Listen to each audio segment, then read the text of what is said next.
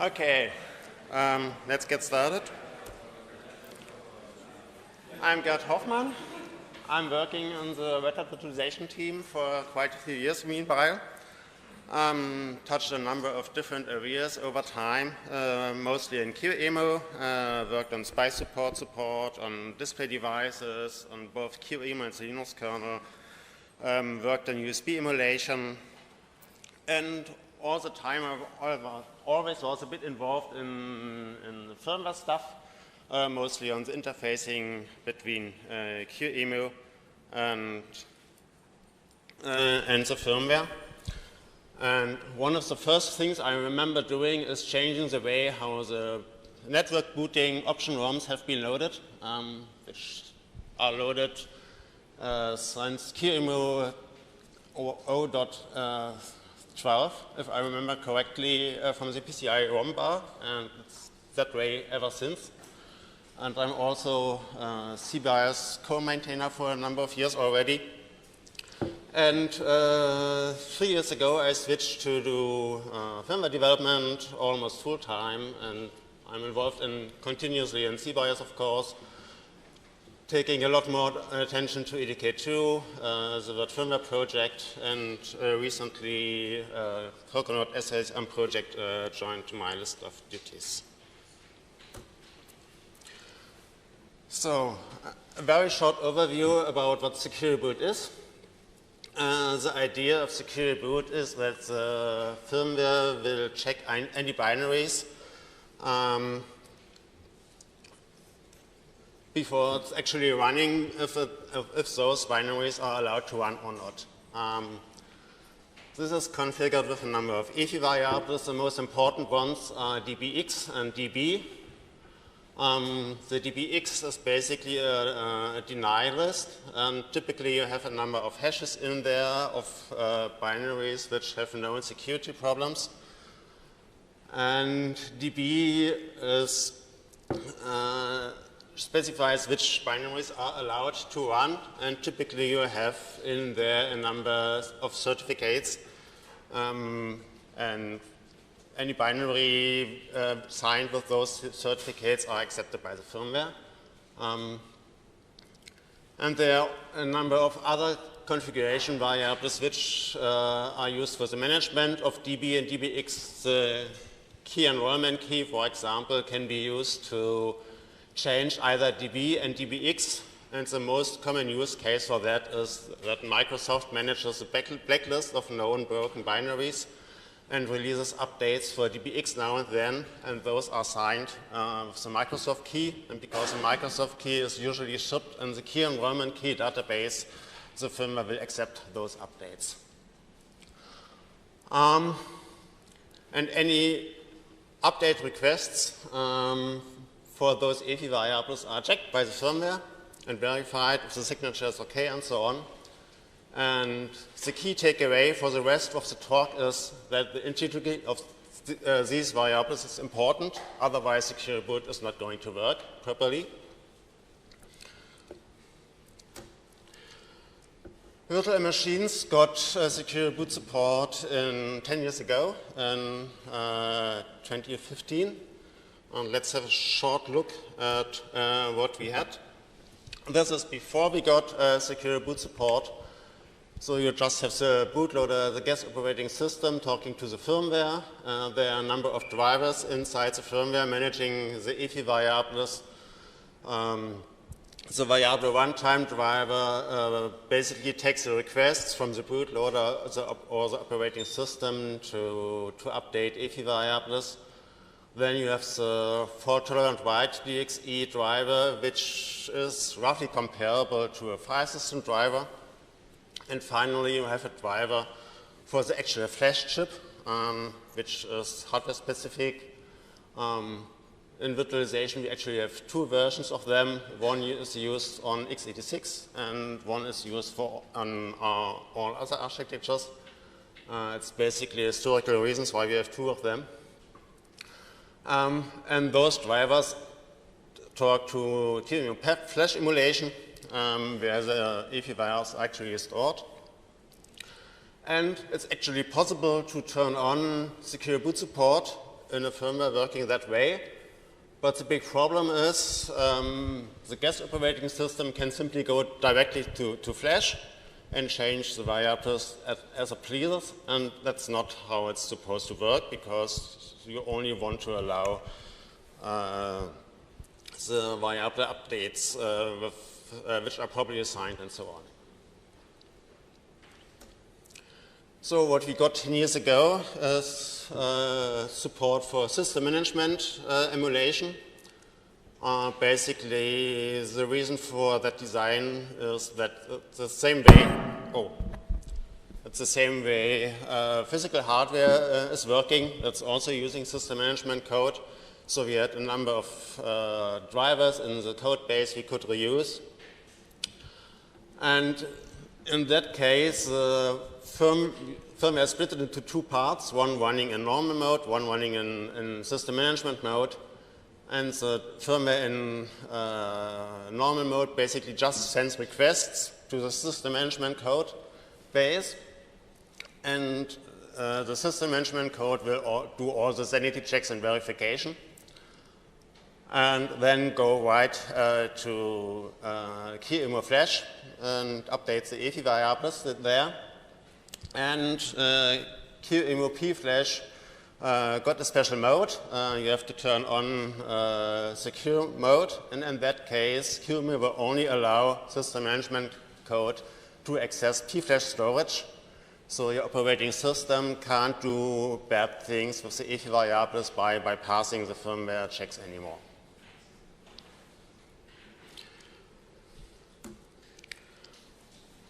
So this is how the requests look like, which are sent from the normal mode to the system management mode. You have somewhat more generic communication header with an UUID specifying the driver on the system management mode code side, which is a target for the request.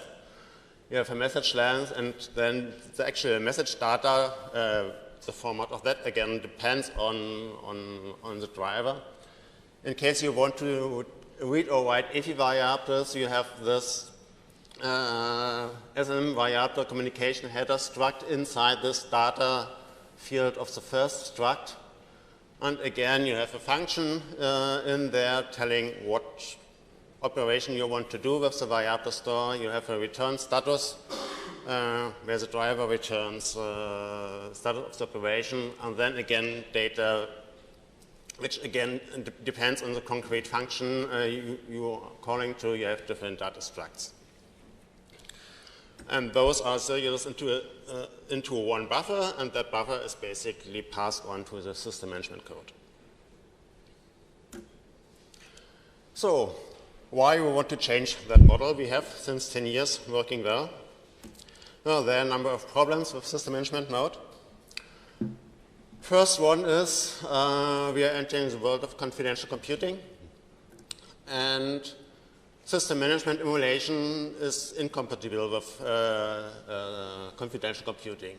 Because system management mode is emulated by the host, and the host needs to do a number of operations it isn't allowed to do on confidential VMs. For example, it has to read and write register state, it has to change the memory map, and all that is basically incompatible. 10 years ago, I did a talk on the Chaos Communication Congress explaining how all this system management emulation works in detail. So if you want to take a deep dive, you can have a look at this 10-year-old talk. Another reason is that the system management emulation code in the kernel, Linux kernel is quite complex, and people don't like it for that reason.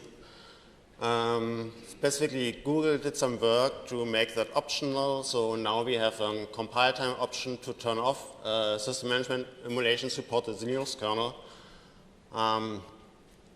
And also, system management mode is an architecture-specific thing. It works only on x86. And we also have ARM, and we have upcoming RISC-V architecture. And if you want to support those, system management mode isn't going to help us. So, what options we have? For the non-confidential virtual machines, it's relatively easy. We can just move the EFI variable management from the guest to the host. This removes the need to have a privilege separation inside the guest because qemu will do all the update verifications and take care that nobody does any updates which are not approved or don't have a proper signature. For confidential VMs, we could, in theory, do the same thing, let qemu do it, but that's kind of pointless. If you're running a confidential VM, you do so because you want to have take your host machine out of the trusted computing base and only trust your CPU. So doing so kind of defeats the point of running a confidential VM in the first place. So we again need to do that inside the guest and have some privilege separation inside the guest, similar to what we had with system management mode. But instead of depending on the host doing the emulation, we are using CPU features, so we don't need any help from the host side to do so. And recent CPUs actually offer features for that. SEV-SNP, we have virtual machine privilege levels we can use for that. And TDX has TD partitions, which are some kind of nested virtualization, which can also be used for that purpose. So let's first have a look at non-confidential virtual machines. Looks quite simple overall. We are actually reusing some of the system management code. That's basically the part of the code which creates those serialized buffer with the requests in there. And then instead of sending that buffer to the system management code, we just take the buffer and send it to qemu instead. So this is what this new driver, Gerd Communication DXE, is doing. And then we have a completely new implementation in qemu to manage the EFI variable store. And qemu will handle any EFI variable updates. The state of that is it's merged in EDK2 in May. And RISC-V support will follow or has followed meanwhile. We should have the stable tag meanwhile. So all three architectures are supported. You have it's a compile time option, so you have to build your firmware with those two options turned on. qemu support has been merged in release 10.0. There's a new device which exposes this EFI variable store to the guest. You can optionally pass a JSON file where all the variables are stored, so they survive reboot, but it's optional. You don't have to do that. If you don't care, if your EFI variables are not persistent, you can also run it without the JSON file. But the usual configuration is to have one. Libfoot support is in progress still, and there are a number of tools which can read and write those JSON files, and because it's standard JSON, you can also use command line tools like JQ, which operate on JSON files. So for confidential computing, it's a bit more complicated and a bit more work. First, I want to introduce SEV-SNP. It's a service module for secure virtual machines, and it's firmware written in Rust and actually uses those virtual machine privilege levels supported by modern SEV hardware. So this firmware is running in VM privilege level 0, which is the highest privilege level. And the OVMF firmware and the guest operating system are running in a less privileged level, not sure which one exactly. There are 4 levels. And the SEV-SNP can provide services to the guest operating system. We already have support for virtual TPM. UEFI variables will be following. And there also most likely will be some helper code to live migration, because if you want to live migrate a virtual machine, you have a similar problem to system management emulation. You need to access a register state, for example. And to do that in a secure way, you need some helper code inside the virtual machine to handle that.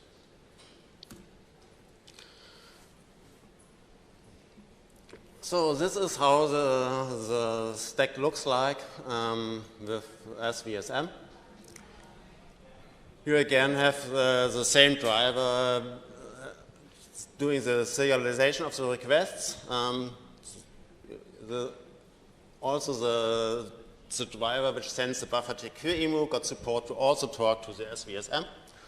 So it can figure at runtime if it's running an SEV-SNP or not and decide where to send the buffer to. And for the coconut, we have a number of modules. We have a parser for those requests. We have a variable store implementation, also written in Rust like the rest of the coconut SEV-SNP. And we have some encrypted storage, which is still in progress right now. And we have qemu, which provides a virtual block device to the SEV-SNP, where it will store any state, both AT variables and other state, like for example for the VTPM and maybe whatever else is coming in the future. So this is how the stack looks like. So I had to do a number of code changes. First thing I did is to add support to qemu to write out communication traces. So you can all the buffers sent between the firmware and qemu and back, just write them to a trace file. It's not merged yet because I tried to get a link ID for that, so there are no conflicts of other PCAP formats. But I wasn't successful so far, so that's an out of 3 patch for now. The core of this feature is the word firmware-ES crates. It's a collection of crates for virtual machine firmware things. And 2 of those crates are needed for the EFI variable store.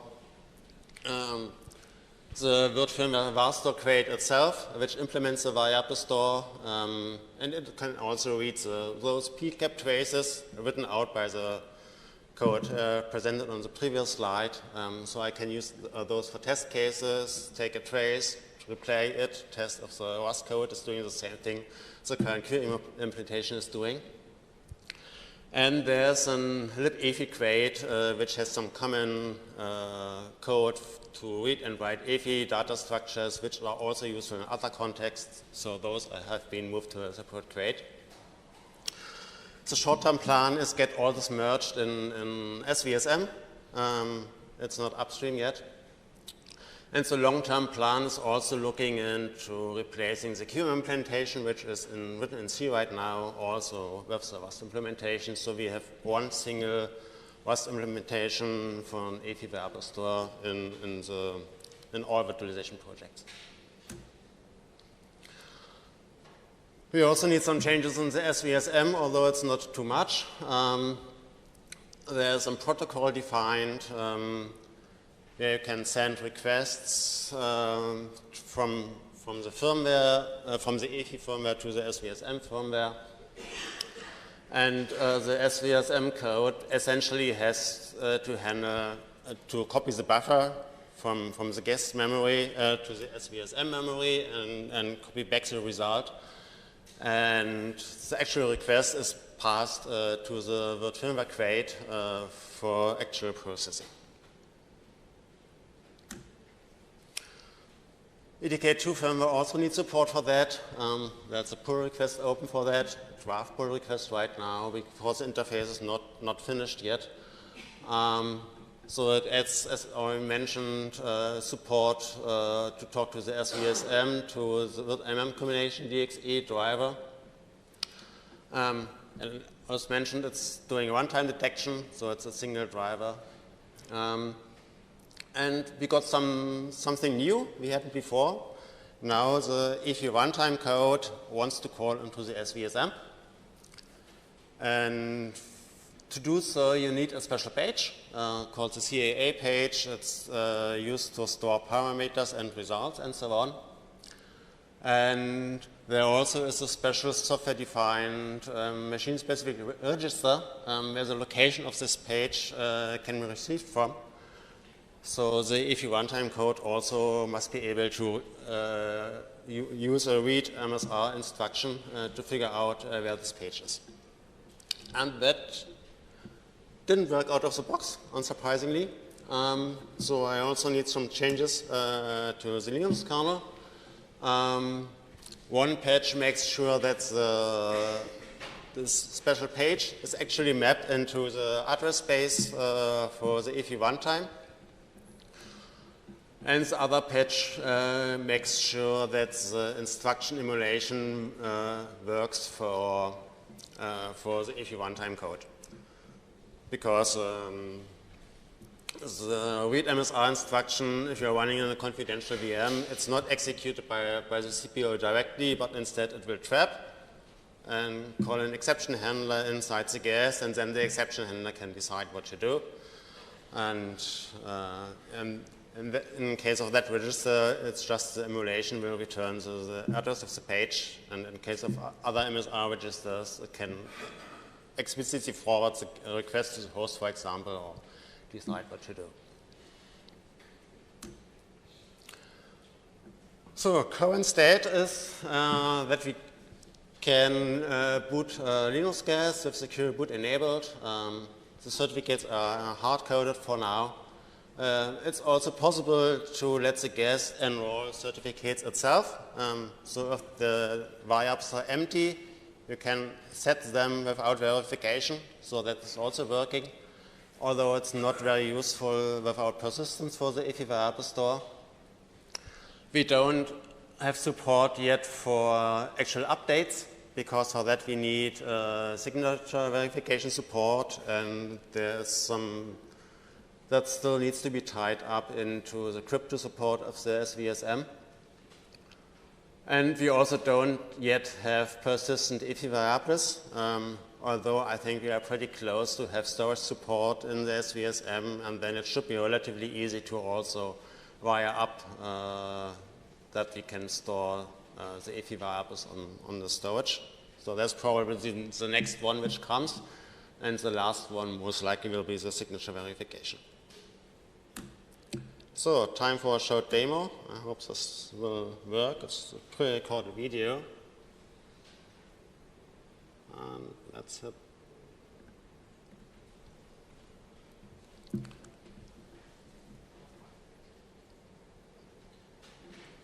Does it play?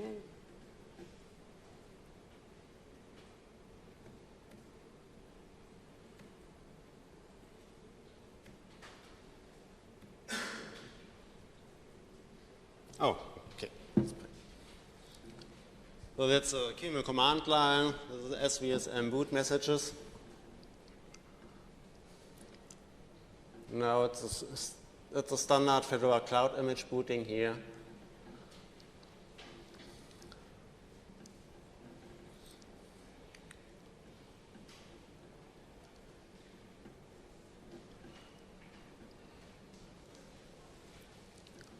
So now I can log in and have a check, and you can see secure boot is enabled. GPM is present as well, which is VTPM also from the SEV-SNP. So that's it.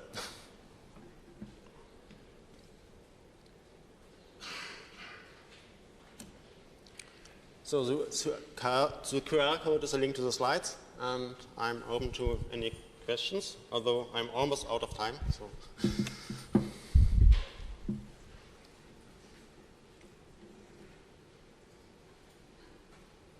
No questions? Okay. So, okay.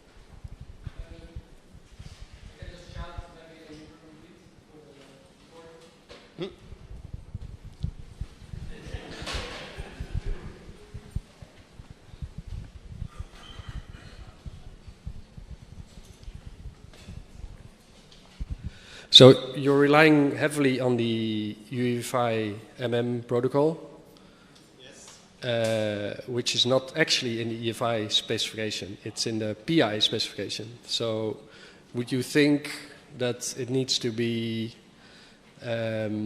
treated as a ordinary EFI protocol and be supported more widely rather than as an internal implementation thing? It seems to be a de facto standard for communication. I've seen there's also a driver in the Linux kernel which can talk this protocol. I think it's used on the ARM architecture if you have an EFI variable store running inside your trusted store. So yeah, maybe having a formal specification added to the UEFI maybe makes sense, but I don't think it's really essential. Right now it's in the Tiano core code base and it's kind of de facto standard.